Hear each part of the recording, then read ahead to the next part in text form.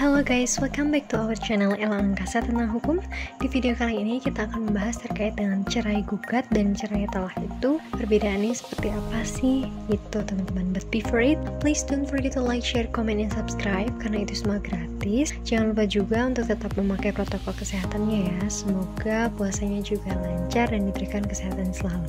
Amin. Oke, langsung aja kita akan membahas terlebih dahulu nih teman-teman terkait bagaimana definisi cerai gugat dan cerai talak dan perbedaannya dalam undang-undang ataupun hukum positif yang berlaku di Indonesia itu sendiri. Yang pertama kita bahas dulu dari undang-undang perkawinannya ya teman-teman. Jadi, pengaturan masalah perceraian di Indonesia secara umum itu terdapat dalam Undang-Undang Nomor 1 Tahun 1974 tentang perkawinan dan Peraturan Pemerintah Nomor 9 Tahun 1975 tentang pelaksanaan Undang-Undang Nomor 1 Tahun 1974 tentang perkawinan, atau kita kenal juga dengan PP Nomor 9 tahun 1975 ya teman-teman. Jadi berdasarkan pasal 38 Undang-Undang Perkawinan ini dapat diputus karena kematian, perceraian, dan atas keputusan pengadilan. Selain itu, pasal 39 ayat 1 Undang-Undang Perkawinan mengatakan bahwa perceraian hanya dapat dilakukan di depan sidang pengadilan setelah pengadilan yang bersangkutan berusaha dan tidak berhasil mendamaikan.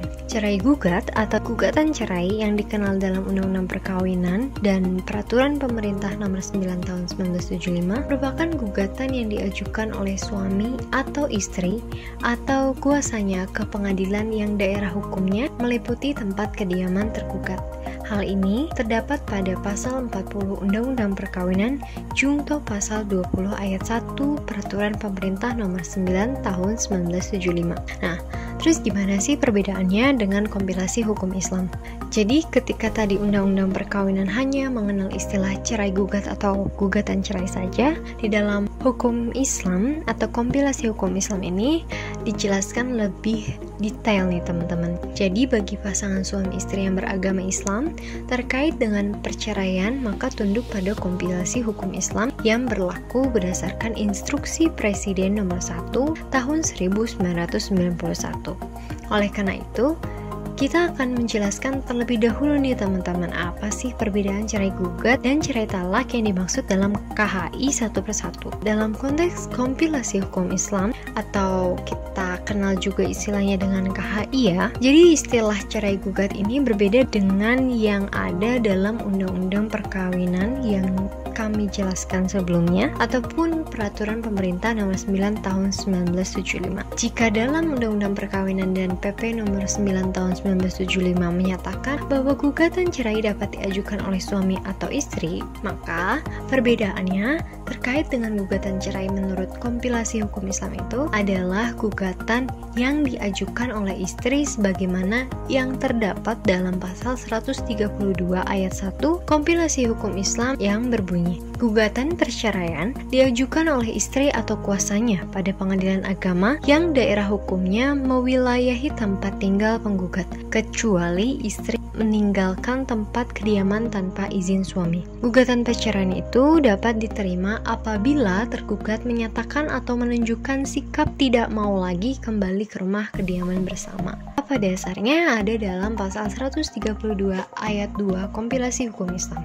Nah, bagaimana dengan cerai talak? Jadi, cerai karena talak itu dapat kita lihat peraturannya dalam pasal 114 KHI nih teman-teman. Putusnya perkawinan yang disebabkan karena perceraian dapat terjadi karena talak atau berdasarkan gugatan perceraian. Yang dimaksud dengan talak itu sendiri, menurut pasal 117 kompilasi hukum Islam, merupakan ikrar suami di hadapan pengadilan agama yang menjadi salah satu sebab putusnya perkawinan. Hal ini diatur dalam pasal 129 kompilasi hukum Islam yang berbunyi, seorang suami yang akan menjatuhkan talak kepada istrinya mengajukan permohonan baik lisan maupun tertulis kepada pengadilan agama yang mewilayahi tempat tinggal istri disertai dengan alasan serta meminta agar diadakan sidang untuk keperluan tersebut. Jadi, talak yang diakui secara hukum negara adalah yang dilakukan atau diucapkan oleh suami di pengadilan agama. Sedangkan mengenai cerai karena talak yang diucapkan suami di luar pengadilan agama,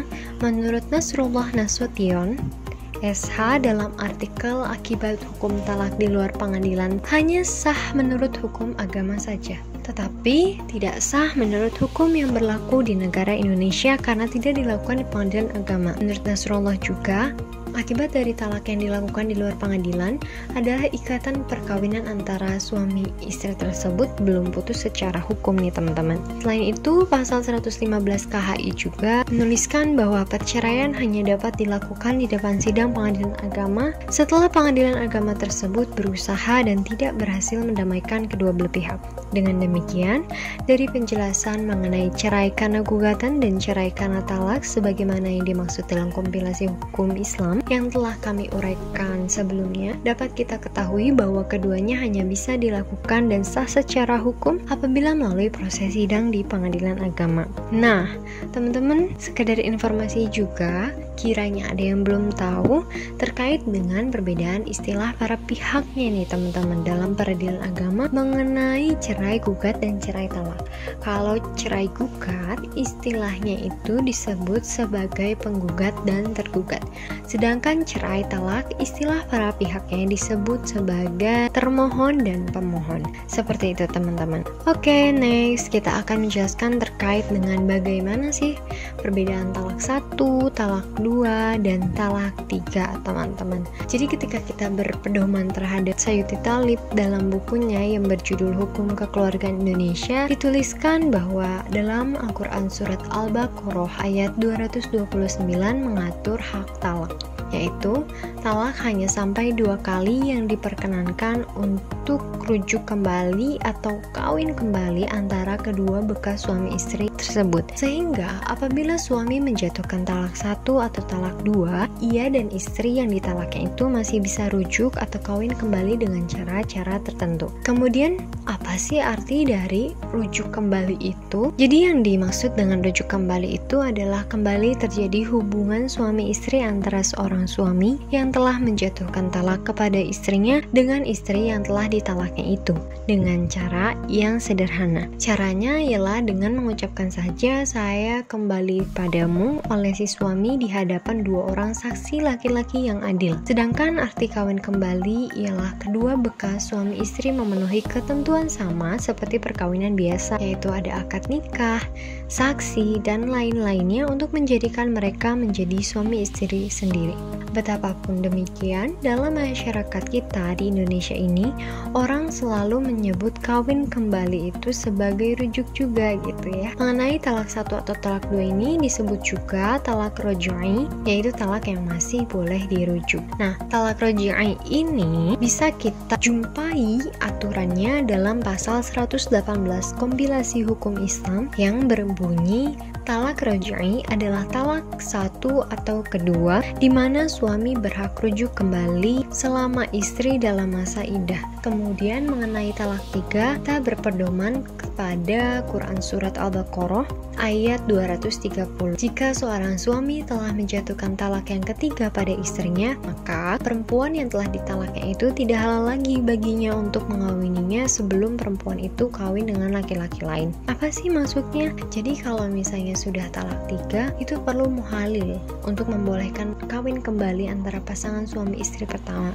Arti muhalil itu apa sih? Yaitu orang yang menghalalkan gitu. Jadi si istrinya ini harus kawin terlebih dahulu dengan seorang laki-laki lain dan telah melakukan persetubuhan dengan suaminya itu sebagai suatu hal yang merupakan inti dari perkawinan. Laki-laki lain itulah yang disebut sebagai muhalil. Nah, kalau misalnya suami istri dari laki-laki yang muhalil ini bercerai, maka baru pasangan suami istri semula itu bisa kawin kembali. Tapi hal ini tidak bisa dibuat ya teman-teman. Haram hukumnya jika sengaja mencari muhalil agar kembali menikah atau kembali kawin kembali terhadap suami yang lama. Ini tidak sesederhana yang kita bayangkan. Jadi perlu ketentuan-ketentuan dan syarat-syarat lain lebih lanjut teman-teman. Talak ketiga ini disebut juga sebagai talak ba'in kubro yang aturannya dapat kita temui juga dalam kompilasi hukum Islam. Bagaimana sebutannya? Talak ba'in kubro adalah talak yang terjadi untuk ketiga kalinya.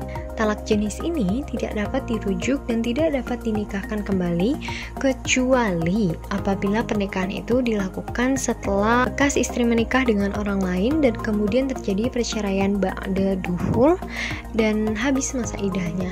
Oke, segitu dulu ya teman-teman terkait dengan perbedaan cerai gugat dan cerai talak. Teman-teman yang masih bingung dan ingin menyampaikan pertanyaan, silahkan klik di kolom komentar pertanyaan teman-teman. Terima kasih. Jangan lupa juga untuk like, comment, share, and subscribe-nya teman-teman. Semoga sehat selalu. Thanks for watching.